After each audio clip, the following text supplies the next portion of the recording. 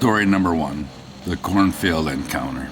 The story comes out of a small town of Millersburg located in northern Indiana. An individual named Austin had reached out to us just a week ago, retelling a story that was told to him by his grandfather, Ethan. Ethan had just come clean to his grandkids about an encounter he had in the early 1980s on the farm. Austin and the other grandkids think that maybe he's telling the story now due to the recent passing of their grandmother, Doris. Here's the story Austin had relayed to us about his grandfather's experience one night on the farm in Millersburg, Indiana.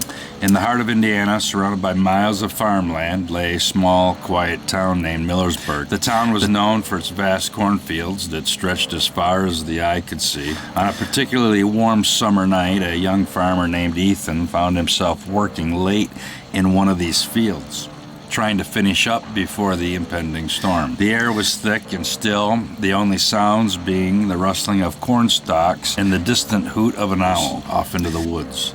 As the sun dipped below the horizon, casting long shadows across the field, Ethan switched on his flashlight and continued his work. He was used to the quiet solitude of the fields at night, but tonight something felt different.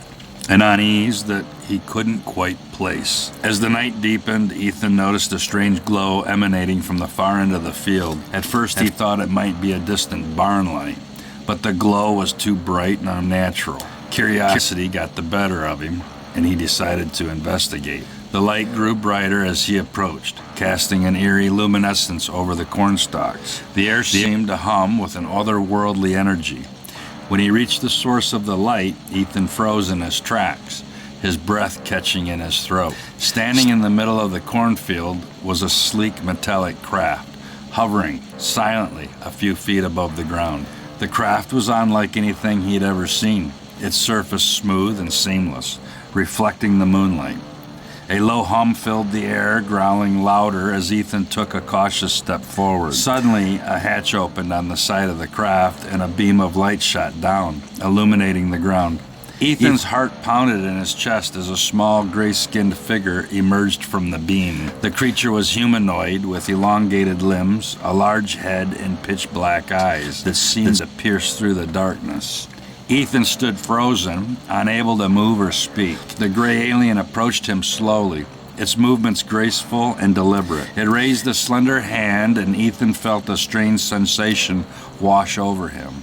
A mix of fear and calm, the creature's eyes locked onto his, and he sensed a silent communication, a message conveyed without words.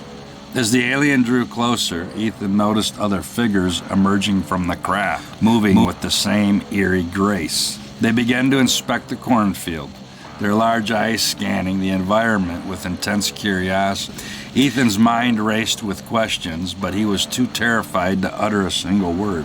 The lead alien reached out and touched Ethan's arm, sending a jolt of energy through his body. In that moment, he saw vivid images flashing in his mind. Strange planets, advanced technology, and an overwhelming sense of longing.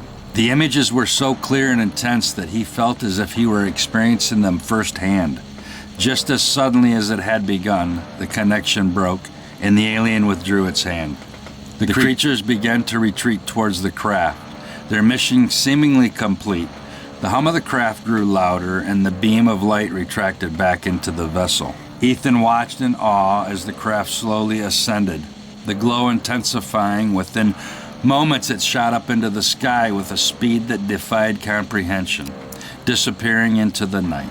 The cornfield was once again plunged into darkness, the only sounds being the rustle of the stalks and Ethan's ragged breathing. He stood there for what felt like an eternity, trying to process what had just happened. The encounter had left him shaken, but also filled with a sense of wonder.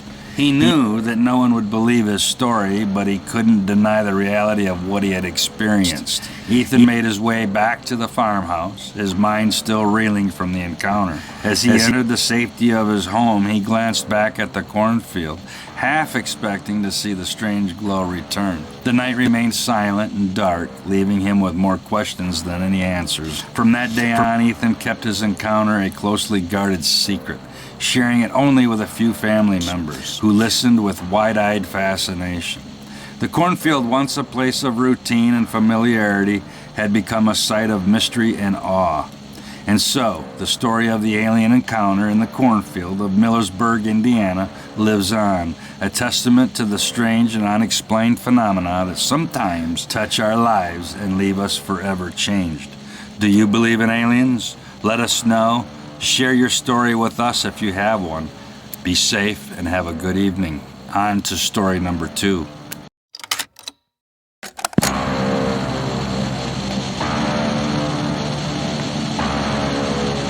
Story number 2. We're going to call this the guiding spirit. This story, though not spooky, is very intriguing and strange nonetheless, and ghostly. And here's Charlie's story. Charlie, a man from Nashville, Tennessee, decided to visit his hometown for the first time in years. The familiar sights and sounds brought back a flood of memories. One warm evening, feeling nostalgic, he decided to take a walk in the woods near the old local cemetery, a place he often explored as a child. As Charlie ventured deeper into the forest, he was enveloped by the sounds of the rustling leaves, birds, and rustling of the squirrels. The dense canopy above cast long shadows, and soon the dim light of the setting sun faded away, plunging the woods into darkness. He realized he had wandered off the familiar path and was hopelessly lost. Panic set in as he stumbled through the underbrush, the eerie silence of the forest pressing in on him. Just as he was about to give up hope, he noticed a figure in the distance. It was an old man standing quietly among the trees. The man did not speak, but a kind, reassuring smile lit up his face. Charlie felt an inexplicable sense of calm wash over him. The old man gestured for Charlie to follow, and without hesitation he did. They walked in silence, the old man's presence a soothing balm to Charlie's frayed nerves. Despite the growing darkness, the old man seemed to know the way, leading Charlie through the twisting paths with ease. As they neared the edge of the forest, the lights of the town came into view. Charlie felt a wave of relief and gratitude. He turned to thank the old man for his help, but to his astonishment, the man was gone. He had vanished without a trace, as if he had never been there.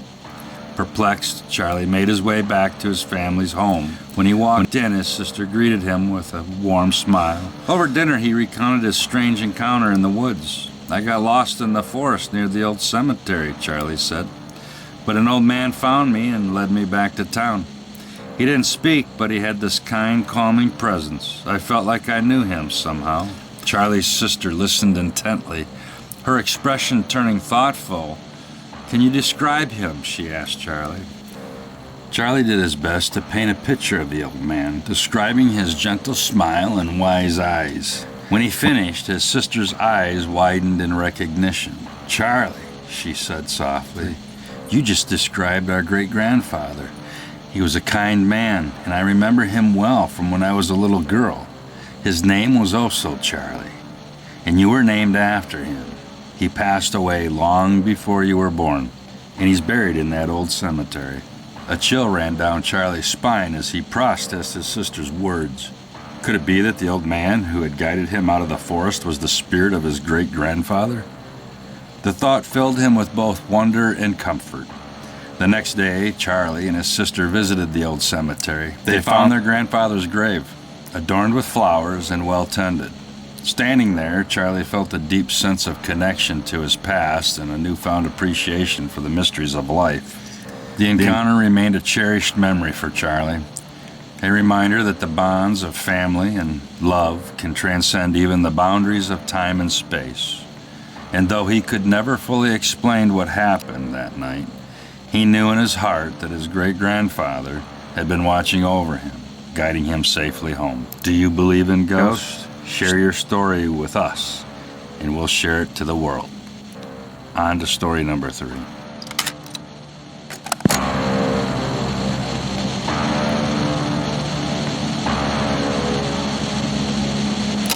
Story number 3, The Mystery of Kit Salt. This story comes to us from 2 individuals, Jake, a seasoned cryptozoologist, and Mia, a documentary filmmaker with a keen interest in the unknown. He had reached out and requested to visit us to discuss their experience. Well, here's their story. You decide for yourself. In the wilderness of British Columbia, a 2-hour drive from any town with cell reception, sits a ghost town unlike any other, Kitsault. Built for $50 million in 1981, was intended to be a thriving community with all the amenities for families, from the community center to the skating rink, the grocery store to the pub. Yet barely a year later, it was abandoned. Despite its sudden desertion, Kitsault has been remarkably preserved. The roofs have been redone, rooms dusted, and everything left in place as it was 40 years ago, right down to the medical equipment in the hospital and the children's toys in the daycare. The eerie preservation of this ghost town has made it a magnet for stories of supernatural activity and unexplained phenomena. Jake and Mia decided to team up and explore the mysteries of Kitsault. They had heard of some accounts of encounters with a massive, hairy creature roaming the area. Determined to uncover the truth, they set out on a week-long expedition to the abandoned town. As they arrived in Kitsault, the atmosphere was thick with an unsettling quiet. The perfectly preserved buildings stood like silent sentinels frozen in time. The duo set up their base in the community center, a building that once buzzed with the activities of a thriving town. On the first night, Jake and Mia ventured out into the surrounding forest, armed with cameras, night vision goggles, and audio recorders. The moon cast an eerie glow, and the silence was broken only by the occasional rustle of leaves. As they trekked deeper into the woods, Jake noticed large, humanoid footprints embedded in the soft earth. "Look at these," he whispered, pointing to the tracks. "Those are too big to be human." Mia nodded. Jake recalls seeing excitement and apprehension was evident in her eyes. Again, they followed the footprints, which led them to a small clearing. There they found broken branches and broken down smaller trees, as if something large had passed through recently. Suddenly a low growl echoed through the trees, and the duo froze. Jake raised his camera, hoping to capture any movement. The growling grew louder as they caught a glimpse of a massive, shadowy figure moving between the trees. Before they could react, the creature vanished into the darkness. Breathless, Jake and Mia retreated to their base, eager to review their footage. They managed to capture a blurry but unmistakable image of a large bipedal figure covered in hair. The discovery was exhilarating, but they knew their investigation was far from over. The following night, they decided to explore the town itself. Armed with more equipment, they wandered through the empty streets, their flashlights casting long shadows on the meticulously maintained buildings. As they approached the town square, the eerie silence was only interrupted by the distant hoot of an owl. In the town's abandoned hospital, they found old medical equipment eerily preserved, as if waiting for patients who would never return. In the daycare center, children's toys laid scattered, frozen in time. The preservation of the town added to the surreal atmosphere, making every creak and shadow feel laden with meaning. As they moved through the empty grocery store, Mia spotted something unusual on the floor. A large, fresh footprint, much like the ones they had found in the woods. "Jake, over here," she called. Her voice was trembling with excitement. They followed a trail of footprints that led them to the edge of the forest. The air was thick with tension, and they could feel the eyes watching both of them from the shadows. Jake and Mia said they set up their motion-activated camera, hoping to capture more evidence of that creature. That night, as they reviewed the footage, they were startled by what they saw. The camera had recorded the silhouette of a massive, hairy creature emerging from the woods and cautiously approaching the town. It seemed to inspect the buildings, its movements deliberate and almost human-like. The creature paused at the community center, peering inside before disappearing back into the forest. Determined to gather more information, Jack and Mia decided to explore the forest during the day. They ventured deeper into the woods, following the trail left by the creature. The forest was dense and dark, the canopy allowing only slivers of sunlight to penetrate. They pushed on, driven by curiosity and a desire for discovery. Deep in the woods, they stumbled upon a makeshift shelter made of branches and leaves. The shelter was large enough to house a creature of significant size. Nearby, they found evidence of a recent meal, animal bones and remnants of plants. Jake and Mia realized they had found the creature's lair. As they examined the area, they heard a rustling in the bushes. The air grew heavy with anticipation. Suddenly, the massive creature emerged, standing tall and imposing. It looked directly at them with intelligent eyes, its expression one of curiosity rather than aggression, Jake recalls. Jake and Mia had stood frozen, too awestruck to move at that time. The creature studied them for a moment before letting out a low, rumbling growl. Understanding that they were intruding on his territory, they slowly backed away, careful not to provoke it. Back at their base, Jake and Mia documented their findings in detail. They had enough evidence to suggest that the creature, commonly known as Bigfoot, was indeed real and living in the area surrounding Kitsault. Their footage and discoveries would undoubtedly ignite debates and interest. As they prepared to leave Kitsault, Jake and Mia reflected on their incredible journey. They had uncovered a mystery that defied logic and challenged their understanding of the natural world. The abandoned town of Kitsault had revealed its secrets, but many questions remained unanswered. The duo returned to civilization, determined to share their findings and continue their research. Their story spread like wildfire, capturing the imagination of the public and sparking renewed interest in the mysteries of Kitsault. Jake and Mia knew their journey was far from over, and they remained committed to uncovering the truth behind the strange phenomena they had witnessed. Do you believe in Bigfoot, aliens, or ghosts? Send your stories to us and we'll share it with the world. Be safe and have a good night.